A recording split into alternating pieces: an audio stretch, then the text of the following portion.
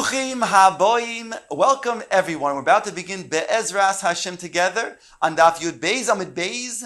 Starting with Daf Yud Beis Amud Aleph, 3 lines from the bottom. Our Mishnah states that according to Rabbi Eliezer, when a person is makdish nechasov, the stam hekdesh goes to bedek habayis. That means if he does not specify otherwise, even if it's going to be animals that are ru'uyin lamizbeach, it goes to bedek habayis. And therefore, those animals are subsequently sold. If they are zecharim, they're sold to then somebody who needs to then bring a korban oila. If they're nekevos, they're sold to somebody who needs to bring a korban shlomim. The Gemara now discusses what is the status of those animals after it is sold to that person who needs the korban. Says the Gemara, Rav Chuna b'shem Rav, Rabbi Abo b'shem Rabbi Yochanan, Kodshe bedek habayis shepoidon tmimin, yatsu lechulin. Those who buy those animals from bedek habayis, those animals that were consecrated and now belong to bedek habayis, when he buys those animals, so the money that he uses then becomes kedusha, hekdesh, to bedek habayis, and those animals are deconsecrated, they become chulin. Now there are 2 different types of kedusha. There's kedushas mamoin, and there's kedushas guf. So when the animal has been then belonging to bedek habayis, the upkeep of the Beis Hamikdash has the status of kedushas mamoin. Classically, when an animal is consecrated, it's somebody's makdish it for a korban for the mizbeach, then it has kedushas guf. The Gemara now brings a proof that when a person buys these animals that are tmimim, that roy la mizbeach from bedek habayis, that it has a din of chulin. Says the Gemara, masnisin amrokein. Our Mishnah, a Mishnah states just like this. What does the Mishnah say? The Mishnah states, V'lodon v'chalovon muter la'achar pidyonon. The offspring and the milk, they are muter after the redemption. What does that mean? It's referring to a case where a person takes an animal that actually is a balmum, and he then is makdish that animal, it's a balmum, to the mizbeach. He should not do that. It's also to do that, because it cannot be brought as a korban. But nonetheless, it has the status of kedushas mamoin. Here the Mishnah states, when a person then redeems those animals, then the offspring and the milk are muter, which means those animals had kedushas mamoin. So what do we see from here? We see from this Mishnah that indeed, when a person is poide the kedushas mamoin, then it goes to chulin. So just like when he's poided the kedushas mammon, this animal that the Mishnah is talking about, which is a balmum, was then sanctified to the mizbeach, has a din of a kedushas mammon, and that goes out to chulin because the vladois and the chalav are mutter. So too in our case as well, the animals that are tmimim, that belong to bedek habayis, have kedushas mammon. When a person is poided them, they become chulin. On top of Yud Beis Amud Beis, Rav Chizkiya b'shem Rav Chizda, Tiftor shepadon tmimin v'humu. Rav Chizkiya, the name Rav Chizda, says that that's not so, because the comparison is not complete. In order for the animal to be going out to chulin, when the animal that we're talking about was tmimim and belonged to bedek habayis, it has to also get a mum, just like the case in the Mishnah that we just quoted. That case in the Mishnah was, it had a mum, and then it was hukdash lemizbeach, whereby when he's poided, we say the vlados and the chalav are mutter. So too over here, we have to have both things. It has to be that one is poided from bedek habayis, and it subsequently gets a mum. Only then do we say it goes to chulin. Masnisin Amrkain, and I have a Mishnah that also says like this. It says over there, V'lodon v'chalavon osir la'achar pidyonon. Here it states in a case where a person is makdish the behema to the mizbeach. In such a scenario, when he's makdish the animal to the mizbeach, and over here we're talking about where the animal that is makdish to the mizbeach, it states that it's also la'achar pidyonon. That means the offspring and the milk are also after it is redeemed.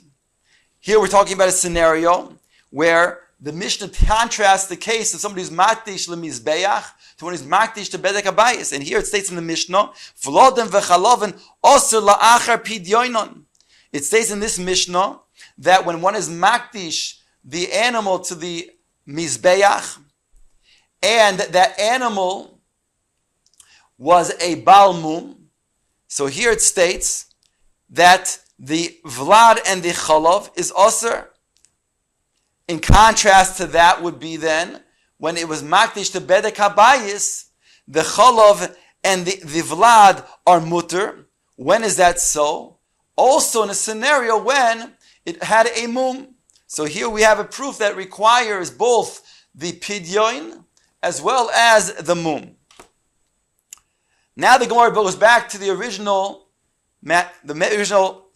statement that Rav and Rabbi Yochanan made, that it does go out to Chulin even if it does not have a Mum. The very fact that he's poide from Bedek HaBayis, these animals that are Tamimim, that goes out to Chulin.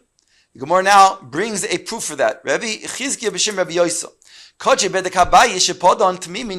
This was exactly what Rav and Rabbi Yochanan had stated. Goes to Chulin. In Taimar lo yatzu luchun, because if you're going to say it does not go to Chulin, then heich koche bizbech chalin al koche bedek habayis. How is it possible that an animal that is sanctified to the mizbeach is then going to then have the kedusha of bedek habayis? In other words, how can a person take an animal that was indeed still had the kedusha of the mizbeach and then offer it as a carbon after he buys it? In other words, how can such a person then go ahead and take the animal and makdish it? Hare, if it already has, like the Gemara says, kedusha mizbeach, kedusha's bedek habayis, how can he then go ahead and makdish it and put kedusha's hamizbeach on it? In other words, once the Gemara is talking about a scenario when he's taking it out from bedek habayis, if it has a status of kedushas mamoin, he can never go ahead and then put it on the mizbeach. He'd have to then make it so that's kedushas guf. So it must be first that he is making it to chulin by being poided, and then now that it's chulin, he re-sanctifies it for the mizbeach as a carbon. So that's the Gemara's proof over here. On that the Gemara says, no, Bale mumin kodshe mizbeach chala alehin. The Gemara is saying over here that it's Bale mumin, it requires to get a mum. Why? Because kodshe mizbeach is chala alehin. Midirabanon, they put kedushas mizbeach on it. Granted, midiaraisa, when he's poideh the animal, it goes out to chulin. That is so.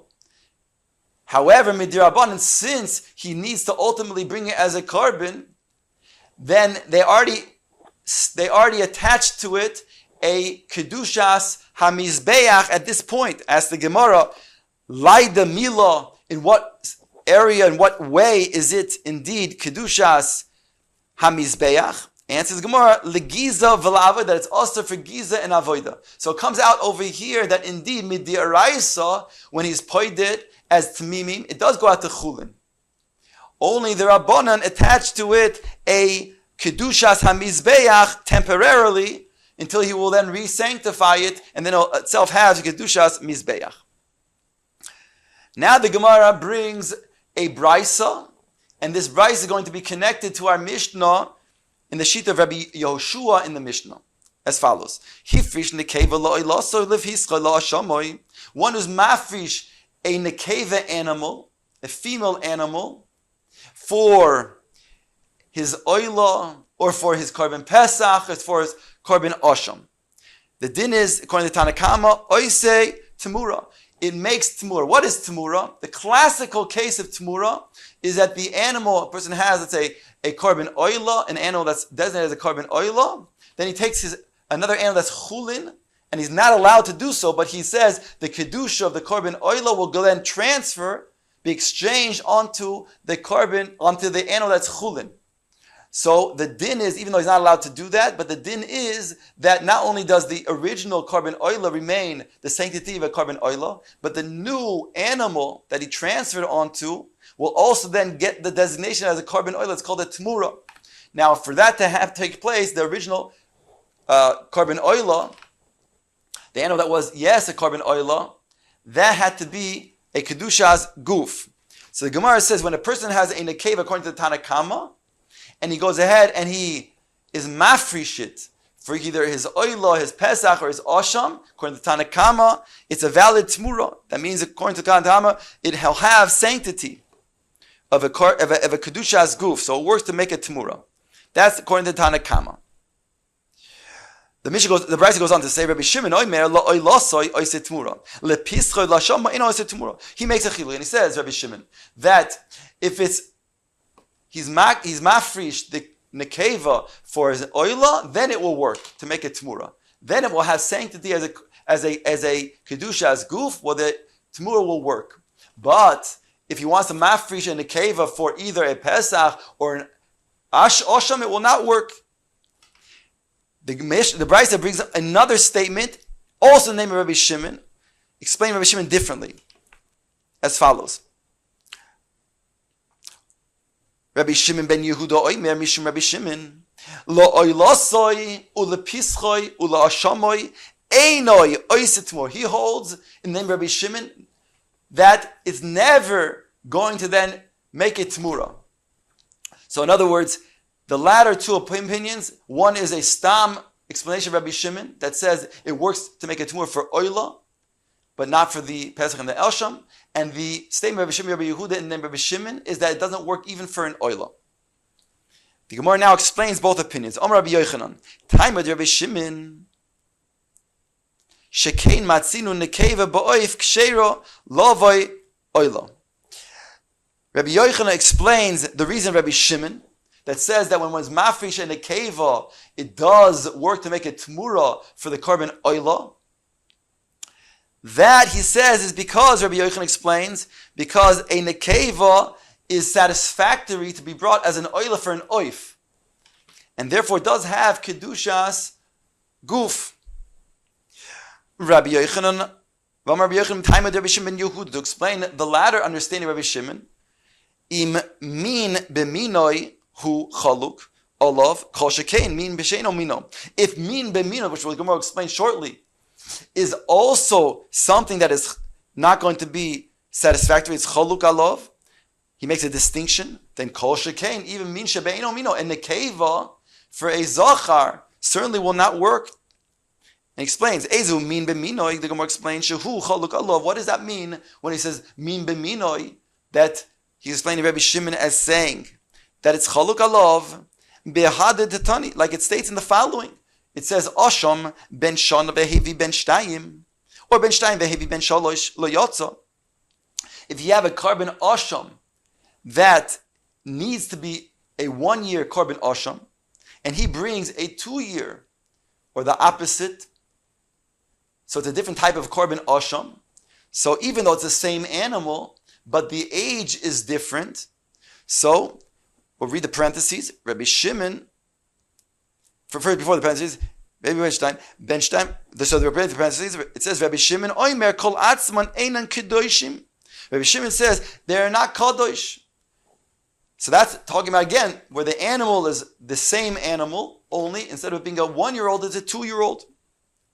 So if he says that's the case, that it doesn't have a kedusha, then certainly when it comes to a nekeva, that one wants to be mafrish for an oila, or a Pesach, or a Shlomim, which has to be a Zochar. Certainly doesn't have any Kedusha. Rabbi Yochanan now explains, Rabbi Shimon over here is Rabbi Shimon that was explained by Rabbi Yehuda Rabbi Shimon. That opinion that says that one is mafrish and nekeva, it doesn't work to make a tmura, not for a oila, a pesach, or an osham. So he says, Rabbi Yochanan, Rabbi Shimon, Rabbi Yoshua, Shneim Amru Davar Echad. They both say the same thing. Now, Rabbi Yoshua is referring to Rabbi Yoshua in our Mishnah that states when a person is makdish nechasov, unlike Rabbi Eliezer, says stam nechasov, stam hekdesh goes to Bedek Habayis. He says no, it goes to the mizbeach, and therefore the korban, the zochar that is makdish the mizbeach, that is makdish stam goes to the mizbeach. It's offered as a korban oila. If it was a nekeva, that is makdish stam, then it goes to the mizbeach, and it has to be sold as a korban shlomim, and that money, the proceeds, are used for a korban oila. That's the shita Rabbi Yeshua. So, anyways, Rabbi Yochanan goes back and says, Rabbi Shimon, Rabbi Yoshua, Shneim Amru Davar Echad. They both say the same thing. Kimad Rabbi Yeshua Omar Nekeva La'oila Lo Kitcha Ela Hekdesh Domim. Just as Rabbi Yeshua himself says that one is makdish the nekeva for an oila, it only has a din of kedushas domim, kedushas mamoin. Kain Rabbi Shimon Omar nekeva la'oila lo kitche elek hekdesh domim. So too, Rabbi Shimon also says when one is makdish a nekeva. This again, Rabbi Shimon, the way Rabbi Yehuda Rabbi Shimon explains that nekeva also only has a din of kedushas mamon, and therefore it's not going to be a tmurah. He said, not for an oila, and not for a pesach, and not for a osham. So they both say the same thing. That's what Rabbi Yochanan says. Because in Teimar Kedusha's Kedusha Guf, if you're going to say the Kedusha that Rabbi Yoshua is saying is Kedusha the Guf, and again, Rabbi Yoshua said in the Mishnah, once again, that the din is when one is makdish his nechasav, including behemos that are roila mizbeach, they are indeed then going to the mizbeach. If it's an oila, if it's a male, then it will be brought as a korban oila. If it's a female, it will be sold as a korban shlomim, and the proceeds will be used to buy a korban oila. And so the Gemara argues that it must be Rabbi Yoshua holds if it's a nekeva that is makdish, then it only has kedushas domim.